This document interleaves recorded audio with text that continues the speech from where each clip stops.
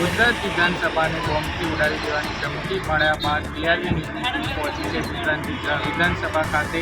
આપ જોઈ શકો છો દ્રશ્યોમાં, ગુજરાત વિધાનસભા દ્રશ્યોમાં હાલ જે માહોલ છે તે શાંતિપૂર્ણ માહોલ ચાલી રહ્યો છે। ગુજરાત વિધાનસભાનું જે સત્ર છે તે અંદર ચાલી રહ્યું છે, શાંતિપૂર્ણ માહોલમાં ચાલી રહ્યું છે। ત્યારે આપણી જોડે દાદુભાઈ જોડાયા છે। દાદુભાઈ, શું કહેશો અંદર વિધાનસભા સત્રમાં કેવો માહોલ? મારો જામનગર જિલ્લો જામજોધપુર તાલુકો ગઢમાળ ગામ, હું દાદુભાઈ બોલું છું। સત્ર માહોલ સારામાં સારો અને કોઈ જાતની તકલીફ નથી પડી, અમે બહાર આવી ગયા છીએ। કે તો જે ગુજરાત વિધાનસભાને બોમ્બથી ઉડાવી દેવાની ધમકી મળ્યા બાદ જે પોલીસ સહિતનો જે કાફલો છે, ઉચ્ચ અધિકારીઓ સહિતનો કાફલો ઘટના સ્થળે પહોંચ્યો છે।